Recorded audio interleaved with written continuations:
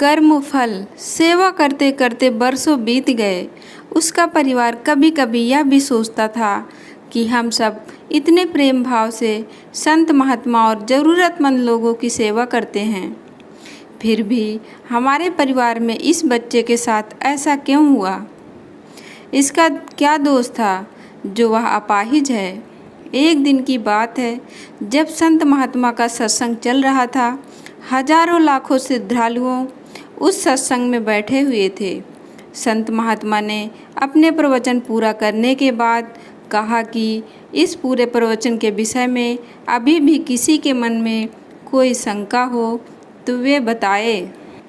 हजारों लाखों श्रद्धालुओं के बीच उस अपाहिज पुत्र के पिता ने संत महात्मा से एक सवाल किया कि महात्मा, हम सब निस्वार्थ भाव से ज़रूरतमंद लोगों की सेवा करते हैं और हमारा पूरा परिवार अहिंसा के मार्ग पर चलता है, कभी भी किसी के बारे में बुरा नहीं सोचता है, ना ही किसी का बुरा करते हैं।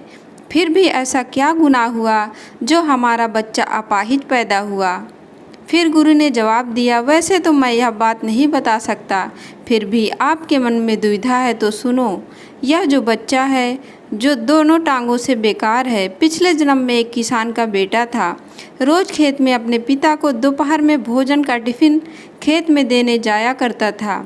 एक दिन उसकी माँ ने उसे दोपहर में 11 बजे खाना लगा कर दिया और कहा कि बेटा, खाना खाकर पिताजी को टिफ़िन देकर आ। इसकी माँ ने खाना परोस कर थाली में रखा कि इतने में उसके किसी दोस्त ने आवाज़ लगाई तो यह खाना वहीं छोड़कर अपने दोस्त से बात करने बाहर चला गया। इतने में ही एक कुत्ता घर में घुस आया और उसने थाली में मुंह डाला और रोटी खाने लगा। लड़का जैसे ही घर में वापस आया और कुत्ते को थाली में मुंह डालता हुआ देखकर पास ही में एक लोहे का बड़ा सा डंडा पड़ा हुआ था, उसने यह भी नहीं सोचा कि खाना तो जूठा हो चुका है। बिना सोचे समझे उस कुत्ते की दोनों टांगों पर इतनी ज़ोर से लोहे का डंडा मारा कि वह कुत्ता अपनी ज़िंदगी में जब तक जिंदा रहा दोनों पैरों से बेकार होकर घसीटते घसीटते ज़िंदगी जिया और तड़प तड़प कर मर गया। यह उसी कुत्ते की बद्दुआ का फल है जो इस जन्म में यह दोनों टांगों से अपाहिज पैदा हुआ है। संत महात्मा ने कहा, पुत्र, इस संसार में इंसान को अपने अपने कर्मों का फल भुगतना ही पड़ता है।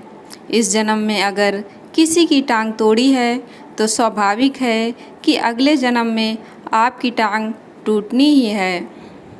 अगर आप किसी को नुकसान पहुंचाओगे तो आपका भी नुकसान होना ही है, इस जन्म में नहीं तो अगले जन्म में। इसलिए जो भी कर्म करो सोच समझ कर करो।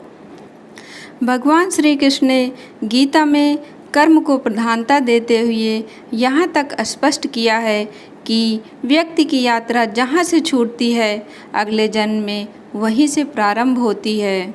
दोस्तों, आपको कहानी पसंद आई हो तो वीडियो को लाइक, शेयर और चैनल को सब्सक्राइब करें। धन्यवाद दोस्तों।